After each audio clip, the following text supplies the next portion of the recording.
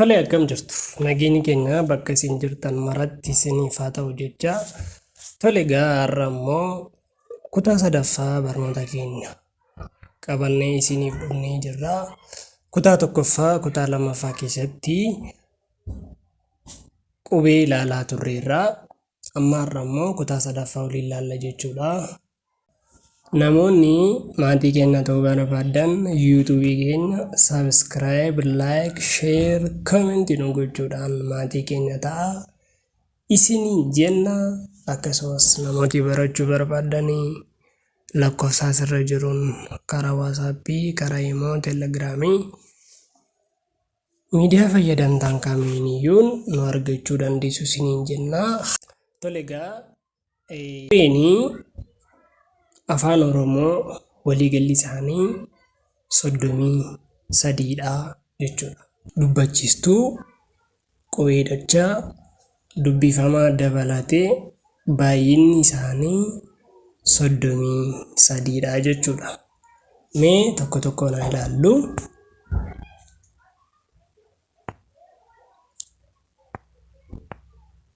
Qubee dubbachiiftuun baay'inni isaanii 5. Isaanis A, E, I, O, U jennaa jechuudha. A, E, I, O, U baay'inni isaanii meeqa jechuudha? 5 jechuudha. Yaadachuuf akka isiniif ta'u jedheeni. Tole qubee dubbifamaan baay'inni isaa 21 jedheera silaa.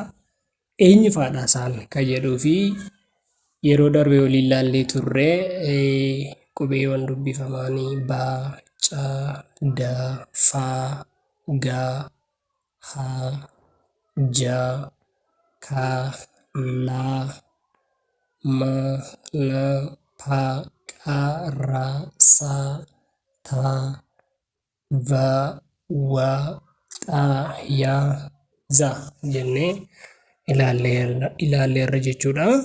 Qubee dubbifamaa afaan Oromoo jedhamu baay'inni isaanii 21 jechuudha.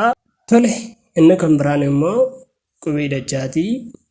Qubeen dachaa baay'inni isaa 7. Isaanis eenyu fa'i? Cha, dha, nya, sha, pha, tsa, ja jennee waliin ilaallee turre. Baay'inni isaanii meeqadha? 7. Tokko tokkoon qabachuudhaaf. Tole gara mata duree keenya har'aatti haa darbinu. Mata dureen keenya har'aa waa'ee qubee sagalee gabaabaa fi qubee sagalee dheeraati. Adeemsi keenya qubee irraa haga barreessuutti akkasumas haga dubbisuuttidha. Kanaaf qubee irraa kaaneerraa asirratti waan tokko isinitti himaa. Qubeen egaa waa'ee qubee waan baay'ee ilaalleerraa. Qubeef qubee walitti dhufee sagalee ta'a. Ishee kana qabachuu qabdu. Sagalee ta'a. Qubeef qubee walitti dhufee sagalee ta'a. Sagalee irra geenyeerraa jechuudha. Sagaleef sagalee walitti dhufee jecha ta'a. Isaa fuulatti aanu keessatti isiniif hojjenna. Amma garuu sagalee irra jira. Sagaleen maalidha? Isa jedhuuf immoo dubbifamaa tokkoof dubbachiistuun tokko yeroo walitti dabalamu sagalee nuuf kennaa jechuudha. Sagaleen immoo sagalee gabaabaaf sagalee dheeraa jedhamee bakka lamatti qoodama jechuudha.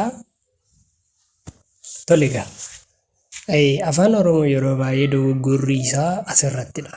Namni sagalee gargar baasuu hin dandeenye tokko barreessuufillee ta'ee dubbisuufillee baay'ee rakkataa jechuudha. Kanaaf asirratti suuta jennee waa waliin barannuuf qalbiitti akka dhaggeeffattan hin barbaada. Dogoggorri asirratti dogoggoramu namni tokko qubee akka inni siraataan hin barreessine waan isa godhuu danda'uu fi akkaataa itti dubbiftanii baay'ee isin fayyada jechuuf jedheeni mee haa ilaallu qubee sagalee gabaabaa qabuuf qubee sagalee dheeraa qabu.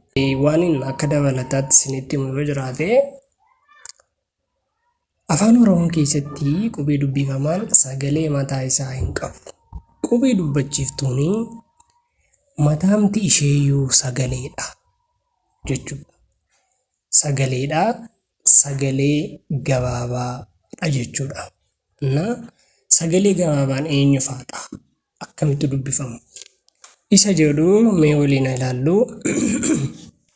Tole egaa qubee sagalee gabaabaa warri jedhaman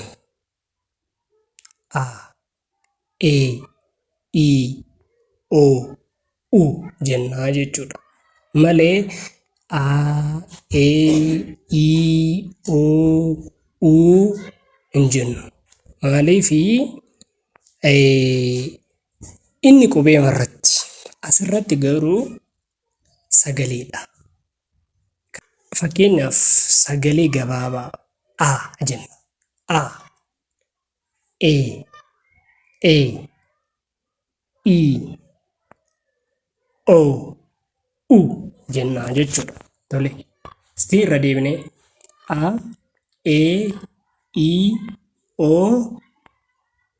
U jennaa jechuudha. Ba,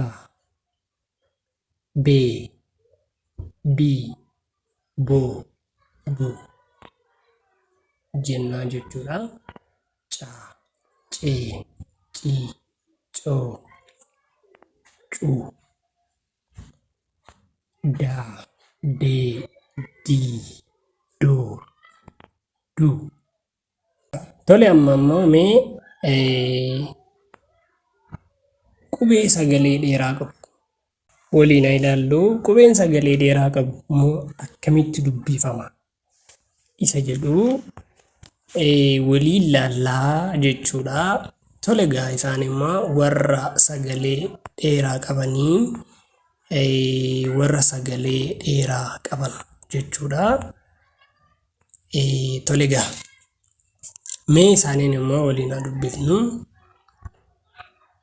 Baa, Bee, Bii, Boo, Buu jenna. Baa, Bee, Bii, Boo, Buu jenna. Buu hin jennu jechuudha. Ishee kanarratti buu hin jennu. Buu jennaa jechuudha. Tole.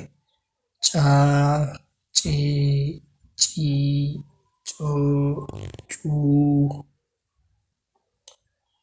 Daa, Dee, Dii, Doo, Duu jennaa jechuudha.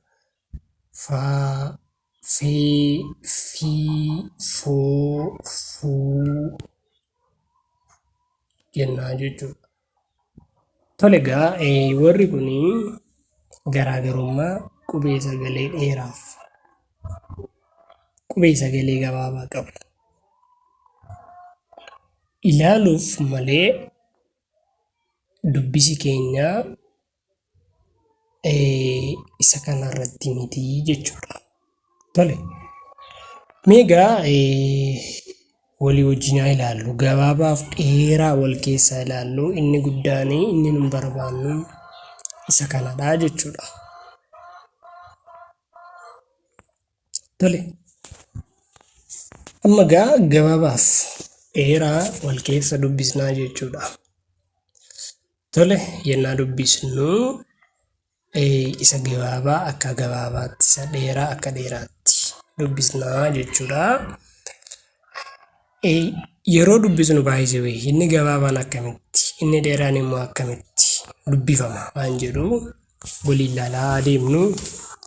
A jenna. A, E, I, O, U jennaa jechuudha. Istii tokkorra deebine A, E, I, O, U jennee dubbisnaa jechuudha. Dheeressinee gaafa dubbifnu A, E, I, O, U jennaa jechuudha. Tole. ha e i o u jennee dubbisnaa jechuudha. Tole. Ba be bi bo bu ba be bi bo bu ca ce ci co cu ca ce ci coo cuu mee ishee kana naa dubbisaa mee tole ishee kana o ishee kana baa ba bee bee bii bii boo boo buu buu tole. Daa dee dii doo duu daa dee dii doo duu daa dee dii doo duu daa dee dii doo duu faa fee fii foo fuu faa fee fii foo fuu gaa gee gii goo guu gaa gee gii goo guu jenna. Guu hin jennu jechuudha. Guu jennaa jechuudha. Haa hee hii hoo huu haa hee hii hoo huu jaa jee jii joo juu jaa jee jii joo juu kaa kee kii koo kuu kaa kee kii koo kuu laa lee lii loo luu laa lee lii loo luu maa mee mii moo moo maa mee mii moo muu naa nee nii noo nuu naa nee nii noo nuu paa pee pii poo puu paa pee pii poo puu qaa qee qii qoo quu qaa qee qii qoo quu raa ree rii roo ruu raa ree rii roo ruu saa see sii soo suu ሳ ሴ ሲ ሶ ሱ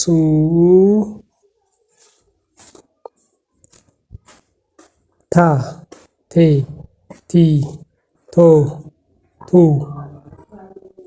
ታ ቴ ቲ ቶ ቱ ቫ ቬ ቪ ቮ ቩ